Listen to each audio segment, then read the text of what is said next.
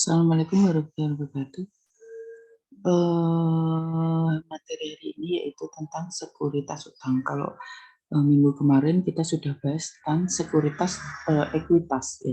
Ada sekuritas yang diperdagangkan dan ada sekuritas untuk mengendalikan perusahaan lain atau metode ekuitas.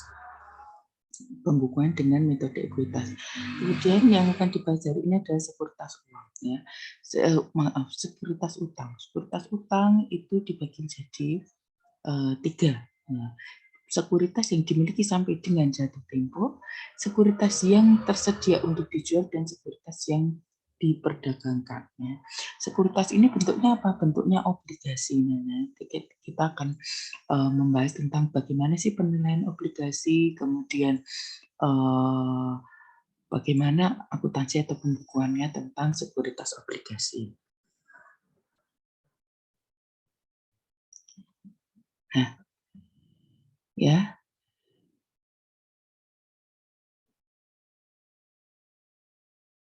Nah, sekuritas utang atau obligasi, ya, itu juga dibagi menjadi dua, yaitu jangka pendek dan jangka panjang. Jangka pendek berarti kurang dari 1 tahun, dan jangka panjang lebih dari 1 tahun.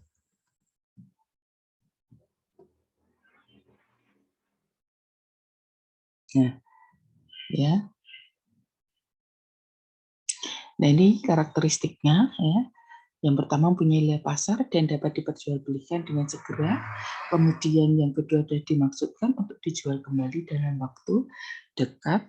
Kemudian yang ketiga adalah tidak dimaksudkan untuk menguasai atau mengendalikan perusahaan lain.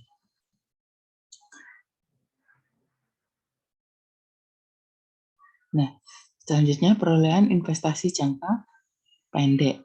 Ya. Jadi investasi jangka pendek, ya, itu baik maupun sekuritas maupun sekuritas utang itu dicatat berdasarkan biaya perolehan atau kas yang diperolehnya, ya. Jadi harga jualnya seperti itu, kos untuk membeli investasi itu dicatat sebesar kosnya.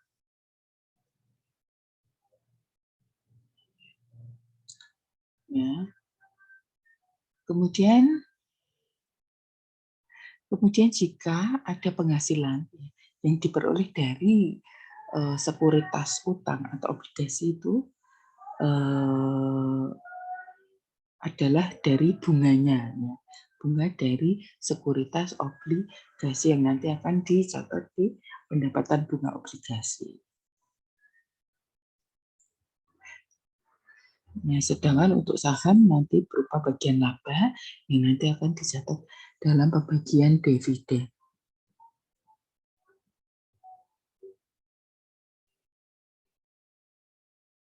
Nah, selanjutnya perolehan sekuritas utang atau obligasi, ya. Investasi sekuritas utang itu lebih aman, serta perolehan pendapatan itu lebih teratur, ya, lebih teratur. Contohnya bisa perusahaan reksadana, perusahaan pengelola jaminan sosial, perusahaan pengelola dana pensiun, perusahaan asuransi, dan lain-lain. Ya. Dan nanti sekuritas utang itu dicatat dan dibukukan dalam investasi jangka pendek senilai biaya perolehannya. Ya. Biaya perolehan meliputi apa? Meliputi harga beli, komisi broker, pajak, dan biaya yang berhubungan dengan perolehan sekuritas. Dan nanti bunga berjalan itu nanti kan ada bunga berjalan nanti dibayar terlebih dahulu bersama-sama dengan harga beli dari sekuritas. Contohnya, ilustrasinya. Pada 1 Juni, PT Samudra Sekawan membeli 50 lembar obligasi PT Arta Prima dengan nilai nominal 5 juta per lembar. Obligasi dibeli dengan kurs 98%, bunga 18%, dan dibayar tiap semester, yaitu pada tanggal 1 Mei dan 1 November. Biaya yang dikeluarkan adalah komisi broker, pajak, dan biaya administrasi. Nah, dihitung dulu kursnya ditambah dengan biaya-biayanya. Ya. Perhitungannya harga kurs obligasi menunjukkan ada kursnya ada 98%. Berarti 98% dikalikan 50 lembar dikalikan dengan nilai nominalnya 5 juta. Ya. Kemudian ditambahkan dengan biaya-biaya. Ya. Biaya-biayanya ada biaya komisi broker, pajak, biaya administrasi sebesar 1.225.000 ditambahkan. Nah, ini merupakan biaya perolehan sekuritas ya, biaya perolehan sekuritas. Kemudian tadi kan ada catatan ya bahwa bunga berjalan dibayarkan bersama dengan pembelian obligasi. Berarti ada bunga berjalan. Bunga berjalannya itu adalah 1 bulan karena ini ya, karena gini, dibayar tiap 1 semester tiap tanggal 1 Mei. Sementara transaksi pembelian adalah bunga bulan Juni, maaf. Bulan Juni berarti ada bunga berjalan sebesar 1 bulan ya. Berarti bunga berjalan dihitung 1/12 dikalikan dengan bunganya 18% dikalikan dengan ya, dikalikan dengan 250 juta ya. 250 juta dari mana? Dari nilai nominal dikalikan lembar saham. Nah, ya. Jadi bukan berdasarkan ini kan biaya perolehan, tapi berdasarkan nilai nominal dari lembar sahamnya.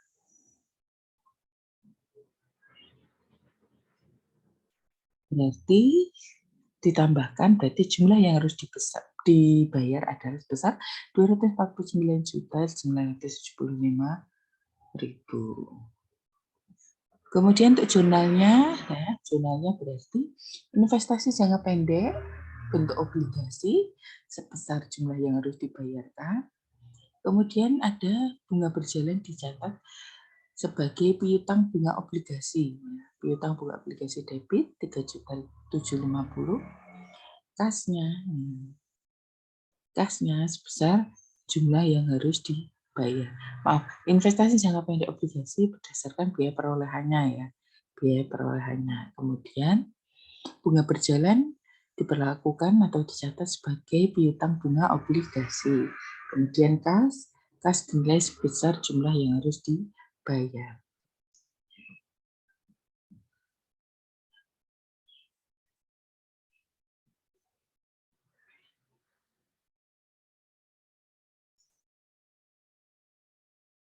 Nah, bunga berjalan senilai 3.750 yang dibayarkan oleh PT Samudra Saham Investor kepada pihak PT Prima akan peroleh ganti berupa penerimaan bunga pada 1 November.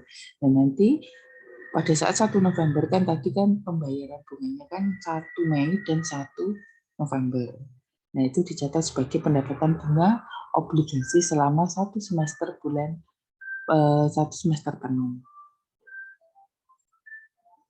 Nah, ketika perusahaan menerima bunga obligasi pada 1 November, ya, karena bunga diterima kan pada 1 Mei dan 1 November, berarti jurnal penerimaan bunganya kas debit, piutang bunga obligasi kredit, pendapatan bunga obligasi kredit ya, selama 6 bulan penuh, berarti 6 bulan, 6/12 kalikan dengan bunganya, obligasi dikalikan dengan nilai nominal sahamnya 50 lembar dikalikan 5 juta ya.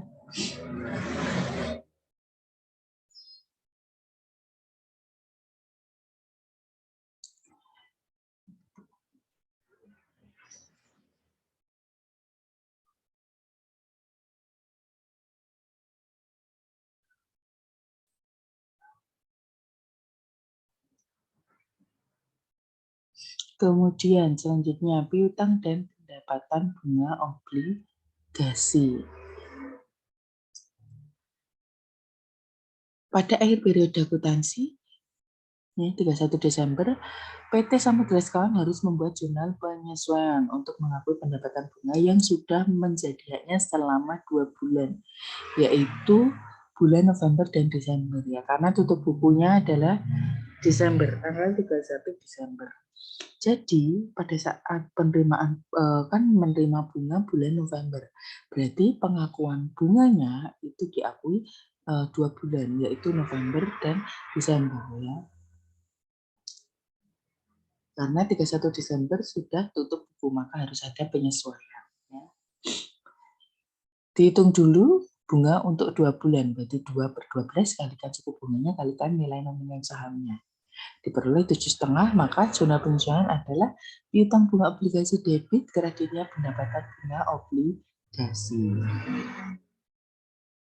Nah, kemudian pada 1 Mei tahun berikutnya, itu menerima bunga obligasi sebesar menerima obligasi selama 6 bulan. Jadi hitung dulu bunga 6 bulan, 6 per 12 kali 18% kalikan nilai nominal sahamnya, ya, diperoleh 22,5 juta, berarti jurnalnya kas debit, piutang bunga obligasi kredit, pendapatan bunga obligasi kredit. Ya.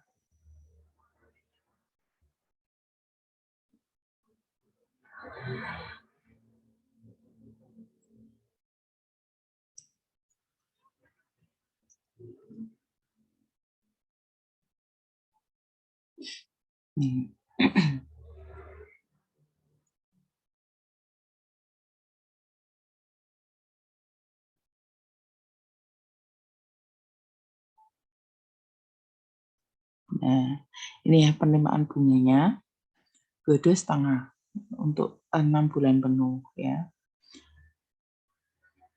Nah, 22,5 ini kan sudah ada periode yang sudah disesuaikan pada 31 Desember, bulan November dan Desember, senilai 7,5, berarti harus dikurangkan ya jumlahnya. Maka untuk periode tahun 2012 untuk bulan Januari, Februari, Maret, April itu hanya senilai 15 juta.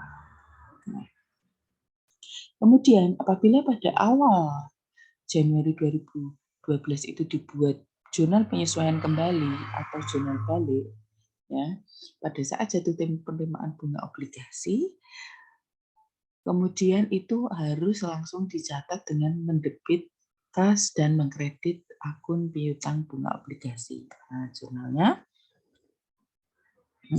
pada saat jurnal balik 1 Januari, berarti jurnalnya pendapatan bunga obligasi debit kreditnya piutang bunga obligasi sebesar 7,5 ya, 7,5 ya.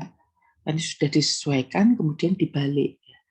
Pada saat awal tahun membuat jurnal penyesuaian kembali awal tahun, berarti harus dibalik.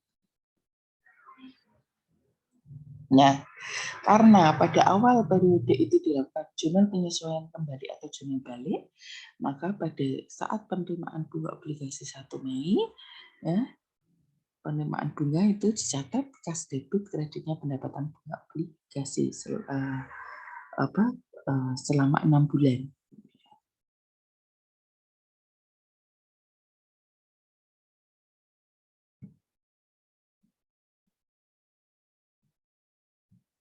Nah, kemudian ini untuk perolehan sekuritas saham. Hampir sama ya dengan obligasi, dicatat sebagai investasi jangka pendek senilai biaya perolehan yaitu harga beli kurs ditambah dengan komisi broker dan biaya yang berkaitan dengan perolehan ekuitas saham. Biasanya perusahaan memiliki sekuritas yang diperdagangkan senilai kurang dari 20% dari saham yang beredar. Pendapatannya itu pendapatan dividen. Contohnya langsung ke contoh 1 Mei 2011 PT Cipta Karya membeli 50.000 lembar saham PT Kencana Mas. Nilai nominalnya adalah 2.500 per lembar. Ya, saham tersebut dibeli dengan kurs 102%, biaya yang dikeluarkan komisi broker, pajak, dan biaya administrasi senilai 6.375.000. Berarti perhitungannya harga kurs saham dihitung dulu 102% dikalikan nilai nominal sahamnya 50.000 lembar dikalikan dengan 2.500 ditambah dengan komisi brokernya. Ini merupakan biaya perolehan ekuitas saham ya sebesar 133.875.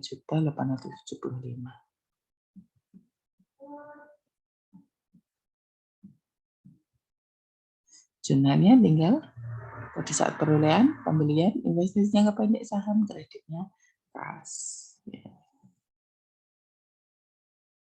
Kemudian pada saat penerimaan dividen kas, misal contohnya, ya ini pada tanggal 4 Agustus PT Kencana Mas dalam RPS memutuskan mengumumkan akan membagi dividen senilai 25 per lembar saham kepada pemegang saham yang dibayarkan 3 bulan mendatang. Ya. Karena PT Cipta Karya ini memiliki 50.000 lembar saham, maka PT Cipta Karya memiliki hak pendapatan dividen sebesar 25 dikalikan 50.000 atau jumlah lembar sahamnya. Maka pada saat pengumuman dividen, itu jurnalnya piutang dividen, debit, kreditnya pendapatan dividen sejumlah ini ya 50 jumlah lembar sahamnya 50.000 dikalikan dengan 25.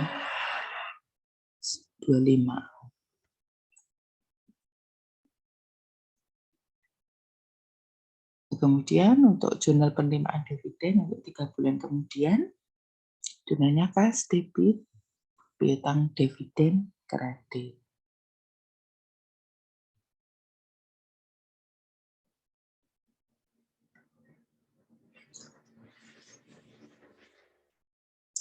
Kemudian selanjutnya penjualan investasi jangka pendek. Kalau tadi kita pembelian ya, pembelian maupun sekuritas maupun sekuritas utang maupun saham ya.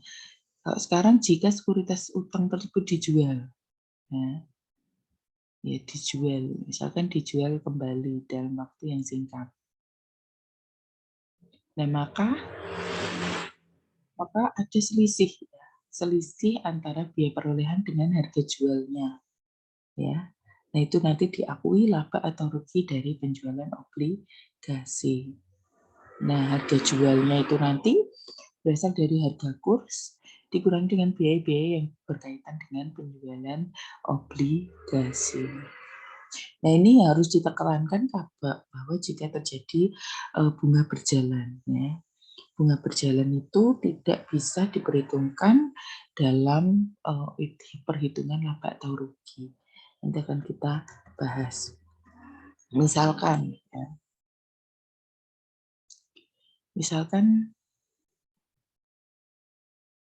menjual obligasi.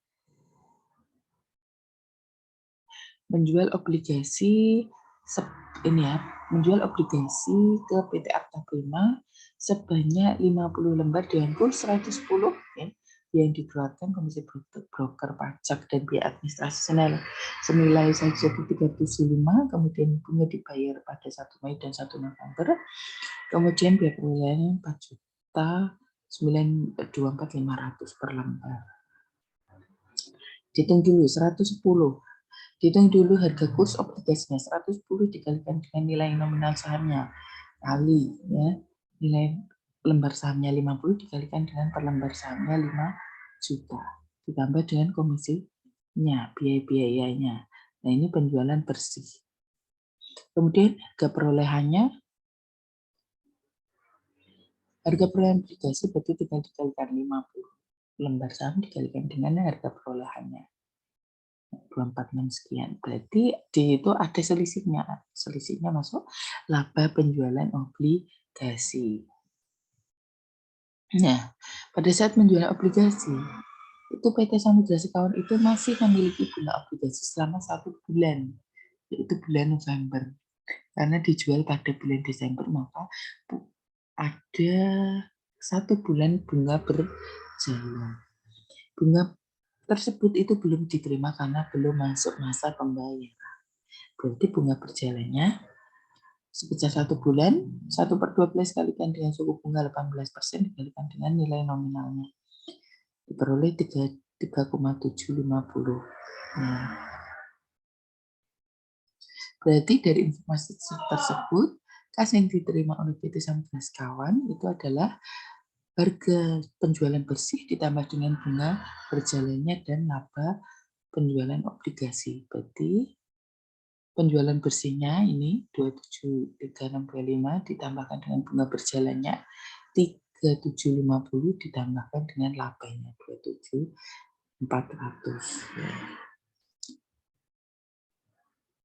Ini itu adalah kas yang diterima. Berarti jurnalnya kas yang diterima ya kas debit, kreditnya investasi jangka pendek obligasi, pendapatan bunga obligasi, kredit dan laba penjualan investasi jangka pendek. Ya, ini jurnalnya ini.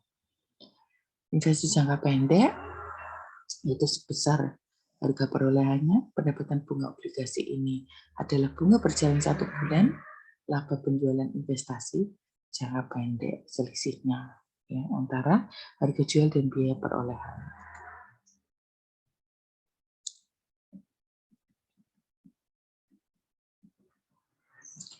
Kemudian penjualan sekuritas saham.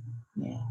Contohnya ilustrasinya pada 1 November 2011 PT Cipta Karya menjual seluruh sahamnya 50 lembar saham dengan kurs 115% dengan biaya yang dikeluarkan yakni biaya administrasi pajak komisi sebesar 7.187.500. Biaya perolehan sahamnya itu adalah 2.677,5 per lembar saham.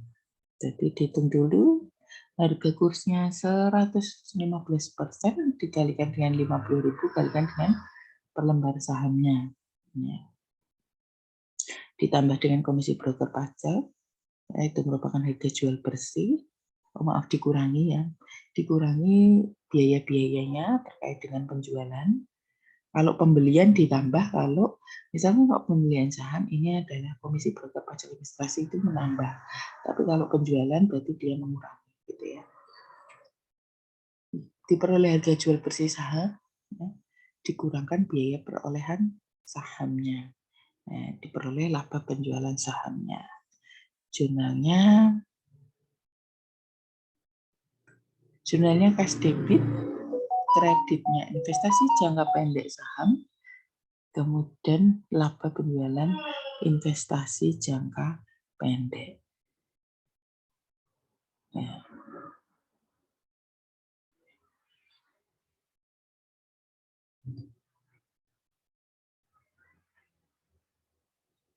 Kasnya gitu ya. Kasnya sebesar harga jual bersih saham, investasi jangka pendeknya sebesar biaya perolehan, kemudian labanya sebesar selisihnya gitu ya.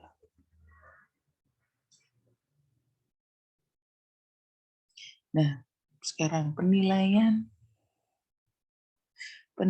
pelaporan investasi jangka pendek sekuritas. Nah, pada akhir periode itu perlu dilakukan penilaian terkait dengan investasi jangka pendek ya dan penyusunan laporan keuangannya. Nah, investasi jangka pendek dimasukkan di aset lancar karena sifatnya sangat liquid ya. Setelah kas. Kemudian untuk sekuritas yang diperdagangkan yang tujuannya untuk diperjualbelikan secara aktif itu mendapatkan selisih harga atau capital gain ya, dilaporkan dalam neraca sebesar nilai wajarnya. Meskipun tidak ada transaksi penjualan, keuntungan belum terrealisasi akan tetap diakui pada akhir periode.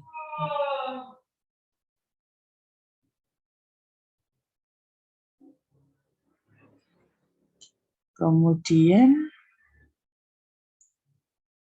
ada,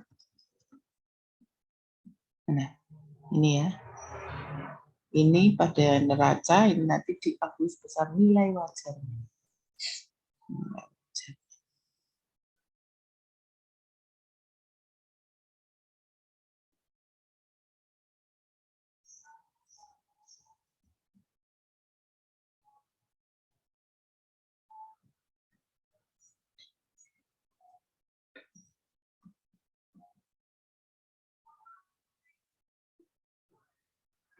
Nah, ini dibandingkan ya biaya perolehan dengan nilai wajarnya. Nah, rendah mana? Ya, rendah mana? Biaya perolehan ataukah nilai wajar? Jika rendah nilai wajar maka yang dipakai nilai wajar. Jika rendah biaya perolehan yang dipakai adalah biaya perolehan. Kemudian jika tersebut ada selisih, ya, selisih antara nilai wajar dengan biaya perolehan, maka nilai sekuritas berarti kan mengalami penurunan sebesar 2 juta ya, selisihnya ini 2 juta. Kemudian pada akhir periode itu perusahaan harus membuat jurnal penyesuaian sebesar 2 juta ya. Pada saat akhir periode berarti rugi penilaian, rugi penurunan nilai investasi jangka pendek debit, kreditnya penyesuaian nilai wajar investasi jangka pendek sebesar 2 juta.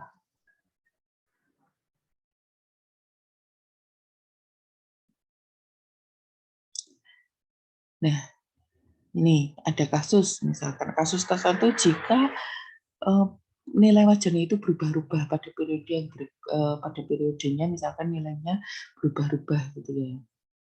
Misalkan sampai periode berikutnya tidak ada perubahan penanaman investasi, misalkan asumsinya seperti itu. Nah, apabila nilai wajarnya itu berubah, misalnya menjadi senilai 98.750, maka akun dari penyesuaian nilai wajar investasi jangka pendek itu harus disesuaikan. Pada akhir tahun 2015 itu akan diakui adanya penurunan nilai sekuritas, ya sebesar itu nilai wajar yang 99,5 dikurangkan dengan nilai wajar akhir tahun 2015. Itu menjadi ya, senilai 750. Berarti nanti akun penyesuaian nilai wajarnya tinggal ditambahkan. Nilai wajar yang kemarin ditambah yang 2 juta ditambahkan dengan nilai wajar yang baru. Ya.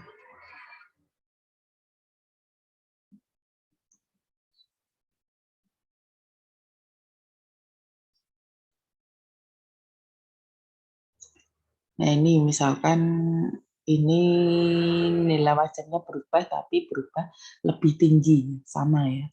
Dicari dulu selisihnya kemudian disesuaikan, dijurnalkan dulu ya.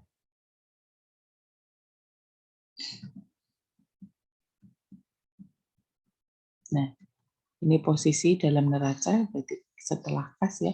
Setelah kas itu investasi jangka pendek kemudian dikurangkan dengan penurunan nilai wajarnya. Nah, untuk di laporan laba rugi itu masuk rugi penurunan nilai.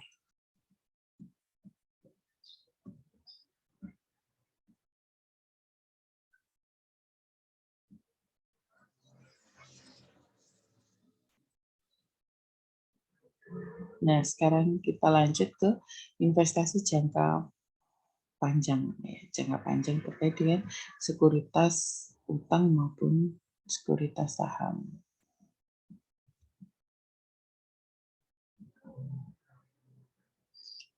Langsung karena kita sekuritas saham sudah dibahas ya minggu kemarin, kita langsung ke sekuritas utang aja yang jangka panjang. Ya. Sama dengan itu, sama dengan jangka pendek tadi bahwa jika perusahaan membeli sekuritas utang itu dicatat senilai dengan biaya perolehannya, ya. Ditambahkan dengan biaya-biayanya. Nah, hampir sama ya. Langsung saja ke contohnya. Pada 1 November 2011, PT Angkasa Cemerlang membeli 500 lembar obligasi yang dikeluarkan oleh PT Sumber Rezeki.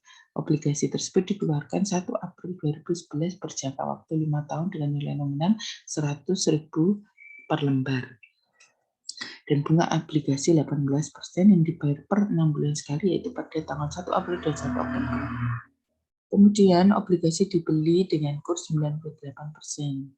Dan biaya yang dikeluarkan keseluruhannya adalah 735. Tanggal jatuh tempo obligasi 1 April 2016. Nah, kemudian berarti dihitung dulu harga kursnya. 98% dikalikan dengan jumlah lembar saham dikalikan dengan nilai nominal per lembar saham. Ya. Ditambahkan dengan biaya administrasi pajak komisi broker. Nah, itu merupakan biaya perolehan obligasi. Kemudian ada bunga berjalan. Karena belinya November, sementara bunganya itu dibagikan 1 April dan 1 Oktober. Berarti ada bunga berjalan 1 bulan. Ya, dari Oktober ke November ya. 1 bulan. Berarti bunga berjalannya 1/12 dikalikan dengan 18% dikalikan dengan nilai nominalnya sahamnya 50 juta. Kas yang dibayarkan berarti 50.485. Jurnalnya investasi jangka panjang obligasi debit piutang bunga obligasi dan kreditnya kas. Piutang bunga obligasi ini sebesar bunga berjalannya.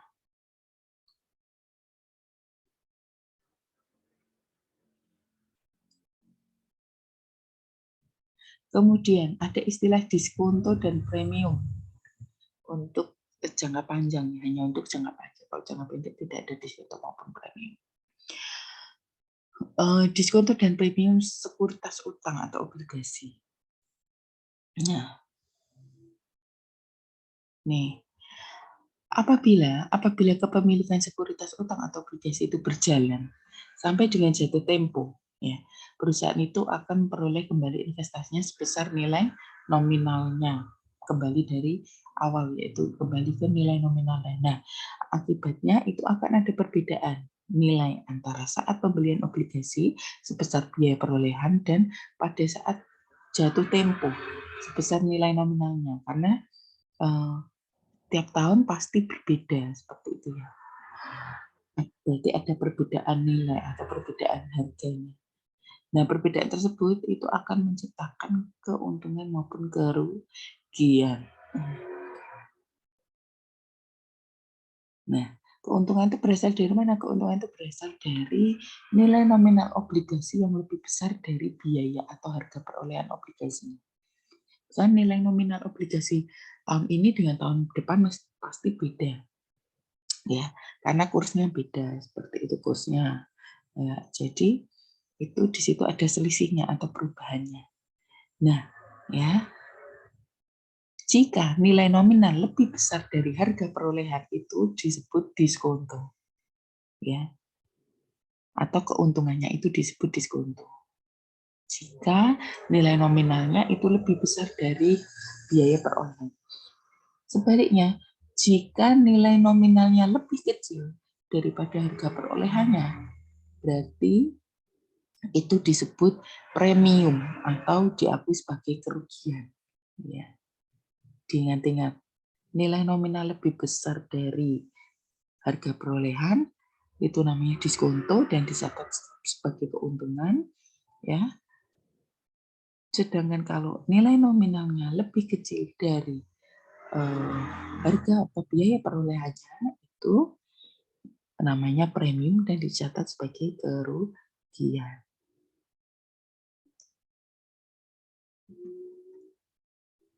Nah,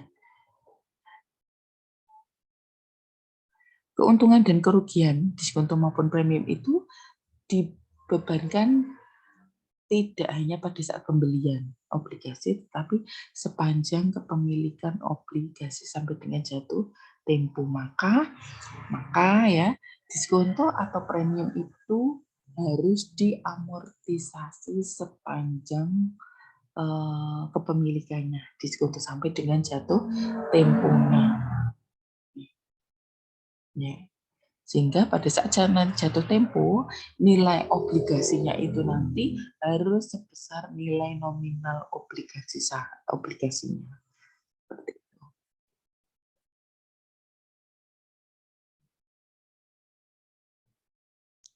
Nah, premium diskonto itu nanti dicatat sebagai premium atau diskonto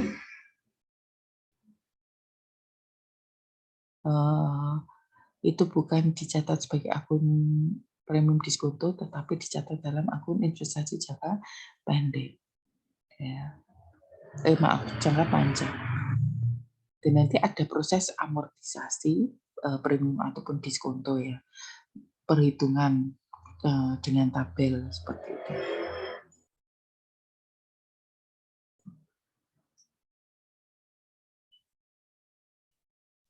Nah, contohnya, pada transaksi pembelian sekuritas utang obligasi oleh PT Angkasa Cemerlang, biaya perolehannya 49.735, sedangkan nilai nominalnya 50 juta, sehingga saham peroleh diskonto sebesar selisihnya ya, nominal dengan, nah ini berarti apa? Nilai nominalnya lebih besar dari harga perolehannya, berarti ya, berarti itu adalah diskonto, ada diskonto ya. Ada diskonto atau keuntungan ya, sebesar selisihnya 265.000. Oleh karena itu diskonto itu nanti diamortisasi. Ya, diamortisasi. Nah, bersama dengan penerimaan bunga obligasi, nah berdasarkan contoh pada saat 1 April 2012 itu PT Angkasa Cemerlang menerima obligasi 6 bulan. Nah, berarti 6/12 kalikan dengan 18% kalikan dengan nilai nominal sahamnya ya, 50 juta.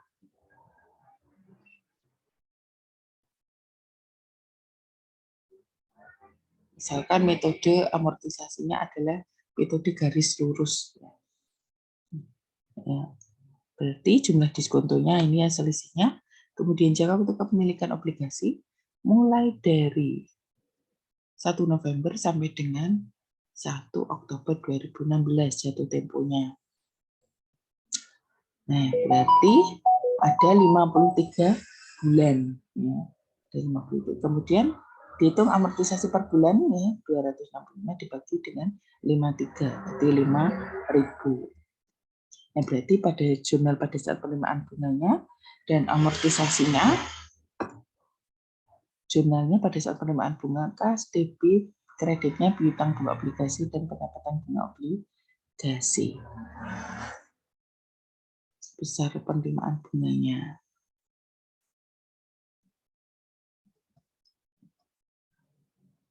Kemudian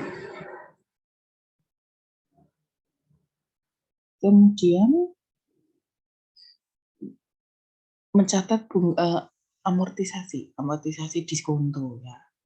Amortisasi diskonto selama 5 bulan ya. Kan dimiliki 1 April ya. Pada tanggal 1 April. Bentar, kepemilikannya ini kapan ya? Oh, 1 April itu penerimaan bunganya. Bentar, kepemilikannya.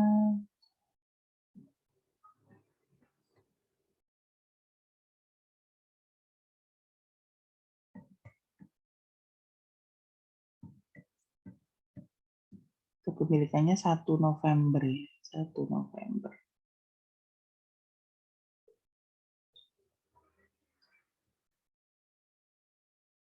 Berarti ada 5 bulan ya, mulai dari kepemilikannya 1 November sampai dengan bunganya, pembagian penerimaan bunganya 1 April. Berarti ada 5 bulan.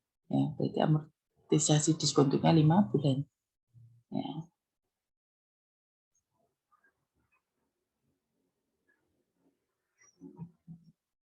5 kali 5.000. Ini bukan 5 kali 25.000 ya, 5 kali 5.000 karena amortisasi per bulannya adalah 5.000. Ini jumlahnya kalau dipisah seperti ini, kalau dijadikan satu seperti ini, seperti itu ya.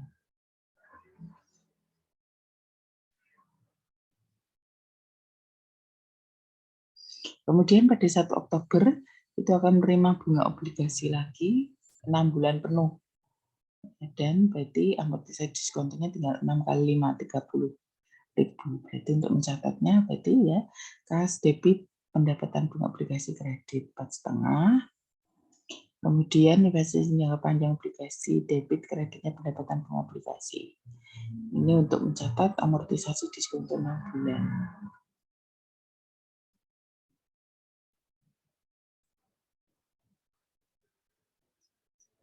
Nah, pada saat jatuh temponya itu pasti saldo akunnya itu nanti kembali ke nilai nominal 50 juta. Ya.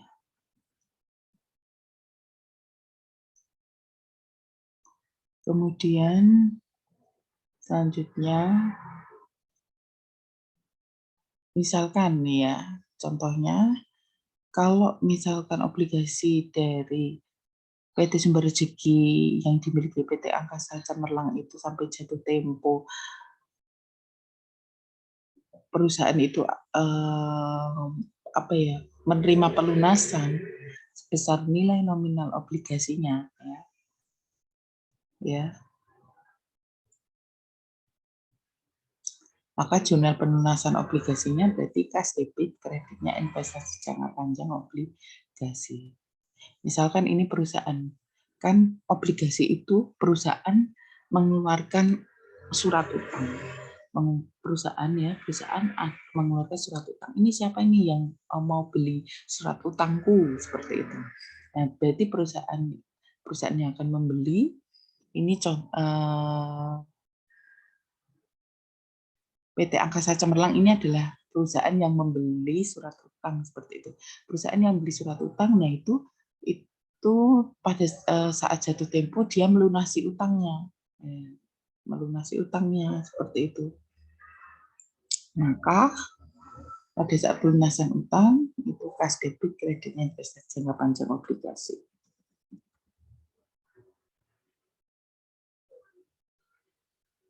Nah, ini contohnya yang premium ya. Premium misalkan PT Chandra Buana membeli 50 lembar obligasi PT Delta Mandiri pada 1 Juni dengan nilai nominal 1 juta per lembar dengan kurs 105. Biayanya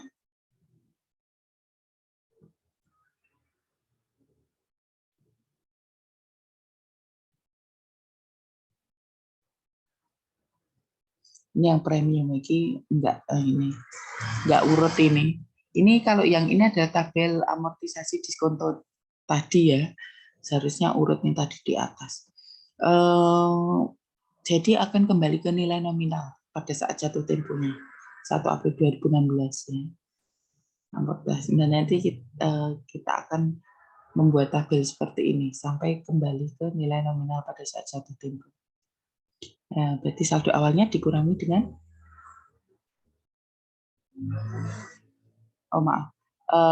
saldo awal investasi ditambahkan dengan amortisasi diskontonya.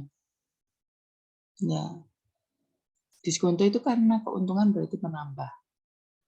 Kebalikan, premium itu kerugian berarti nanti mengurangi saldo akhirnya. Ya.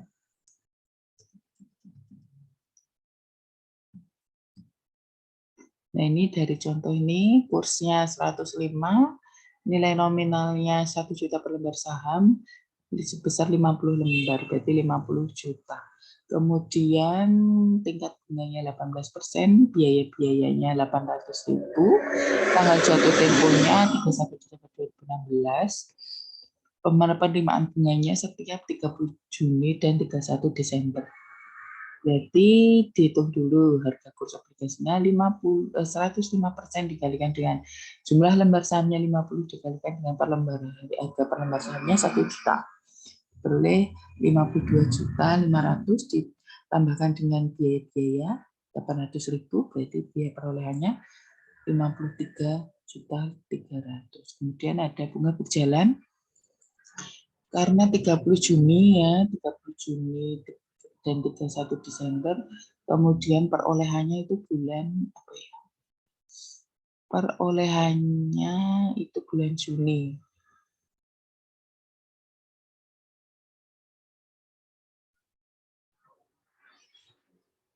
Bulan apa ini perolehannya? Bentar, perolehannya bulan Juni, Juli, Agustus, perolehannya bulan Juni.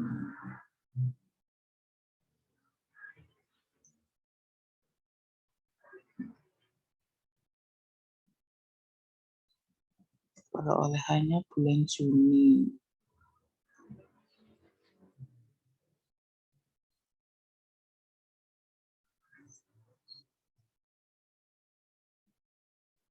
Ya, Juni sampai Desember. Juni sampai Desember tanggal jatuh temponya. Ya. Berarti ada bunga berjalannya, dihitung ditambah bunga berjalannya itu merupakan kas yang harus dibayar.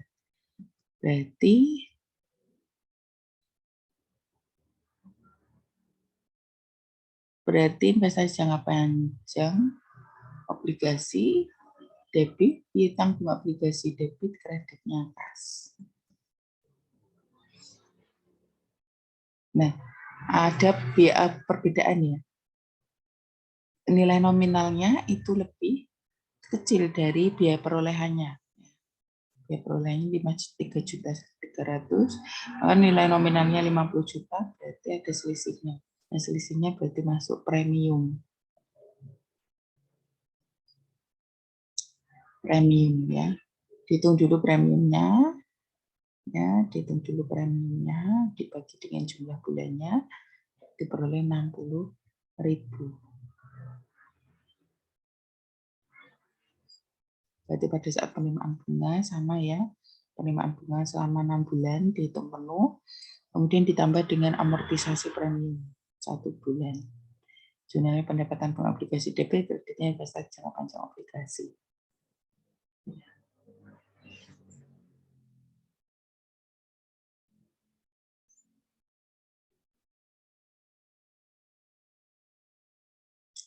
Nah, ini jurnal pada saat menerima bunga obligasi selama 6 bulan, kemudian kan dibayar tadi 1 Juli dan 31 Desember. Berarti jurnal pada 31 Desember, jurnalnya pas pendapatan bunga obligasi ya. Kemudian penerimaan bunga obligasi selama 6 bulan, kemudian jurnal untuk amortisasi premiumnya selama 6 bulan.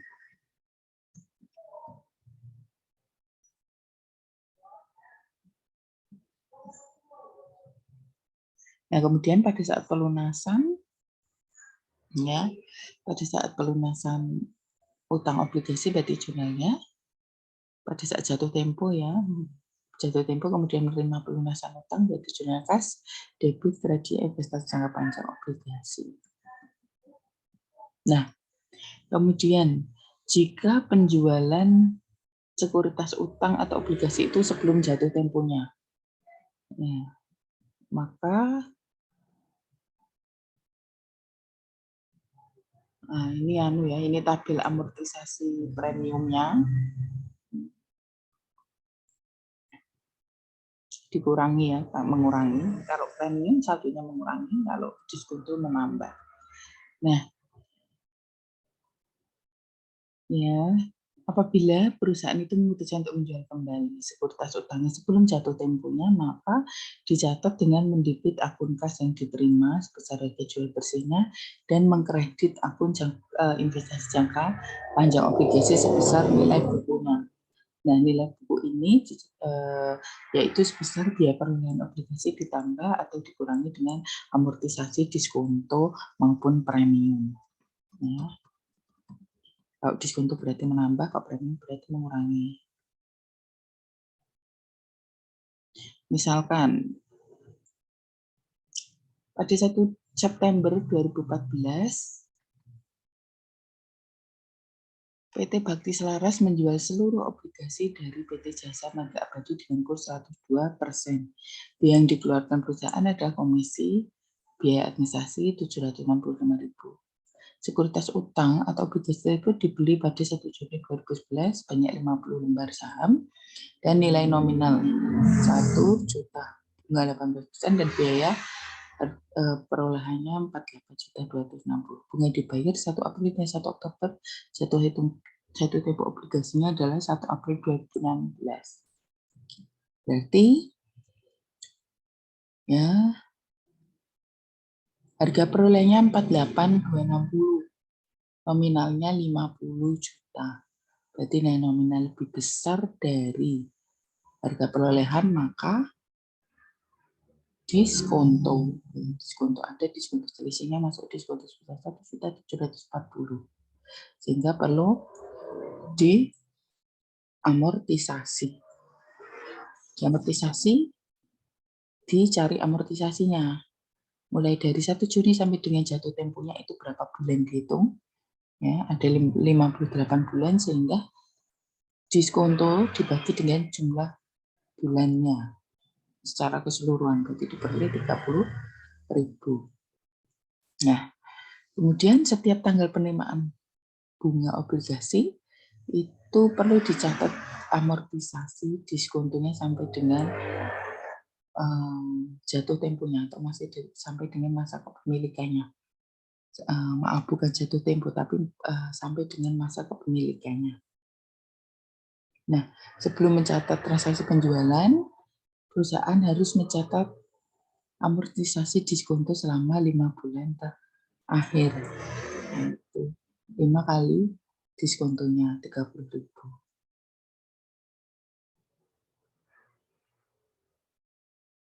Ya. Karena apa? Karena periode waktu antara penerimaan bunga yang terakhir, yaitu pada tanggal 1 April, dan penjualan obligasi 1 September itu tidak sama.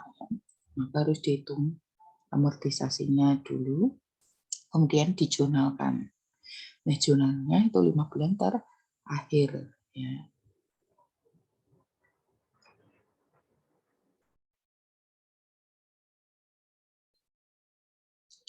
Dari jurnalnya, investasi jangka panjang obligasi debit kreditnya pendapatan obligasi sebesar diskonto 5 bulan. Kemudian setelah itu dihitung nilai bukunya pada saat dijual.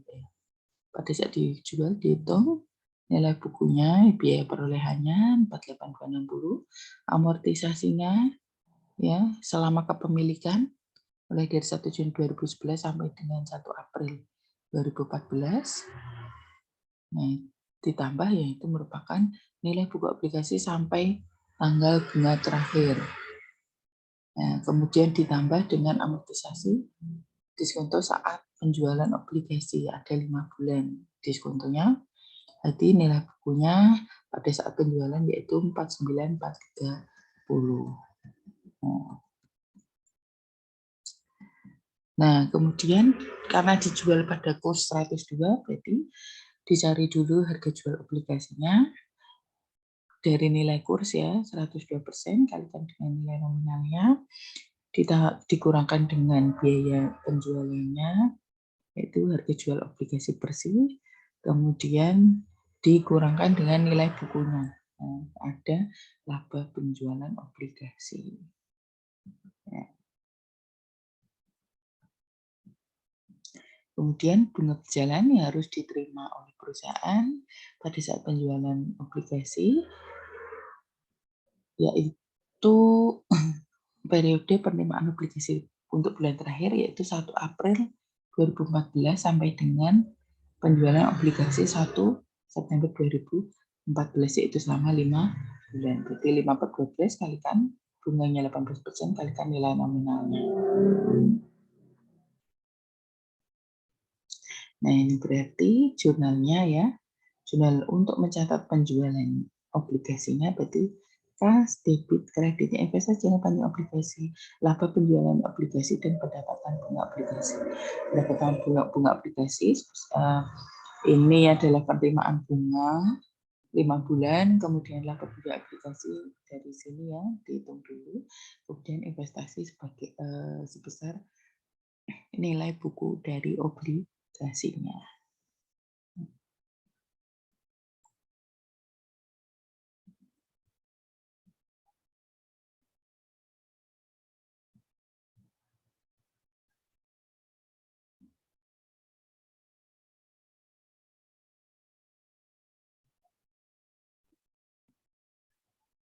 Nah,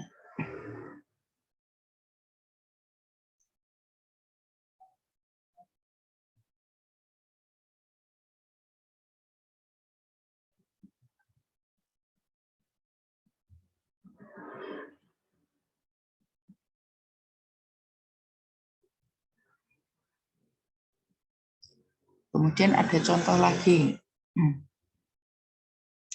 Contoh kasus misalkan 1 Juli 2016 PT Karya Maju menjual seluruh obligasi yang dimilikinya sebesar 50 lembar dari PT Sentosa Jaya dengan kurs 101% dan tingkat bunga 18%, biaya yang dikeluarkan 378.750, harga nominalnya 1.000 per lembar, penerimaan bunganya 1 Maret dan 1 September ya.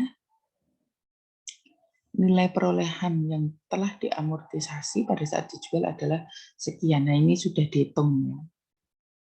Lebih gampang.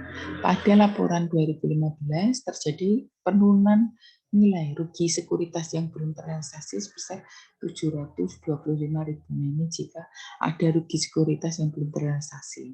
Nah, berarti berdasarkan data di atas, berarti tanggal penjualannya 1 Juli 2016 dengan periode penerimaan September 2016 tidak sama. Oleh karena itu perusahaan menerima di muka bunga obligasi atau bunga berjalan ya sebesar 4 bulan ya dari Juli ke September.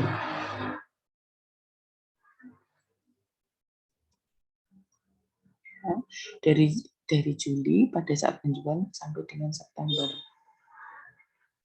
Ada 4 bulan, berarti 4 per 12 kalikan 18% kalikan 50 juta. Nah, berarti terdapat 2 penerimaan kas perusahaan, harga jual bersih dan bunga berjalan.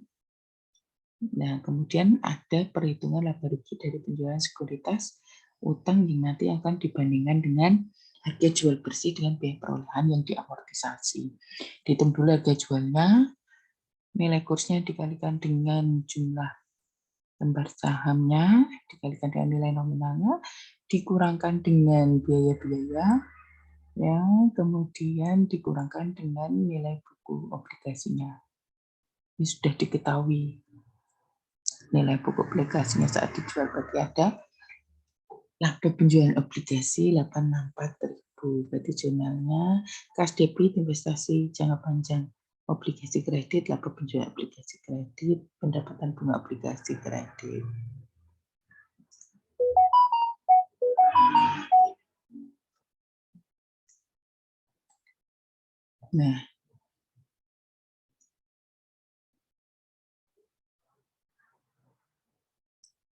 Nah ini untuk mencatat keuntungan yang belum terrealisasi. Ada keuntungan rugi penurunan nilai sekuritas yang belum terrealisasi ya kan, itu harus di jurnalnya penyesuaian harga wajar investasi jangka panjang debit, kreditnya penurunan nilai yang belum terrealisasi ya. Nah, sampai di sini ya materi hari ini. Silahkan absen dengan nama NIM di kolom komentar. Selamat belajar. Assalamualaikum warahmatullahi wabarakatuh.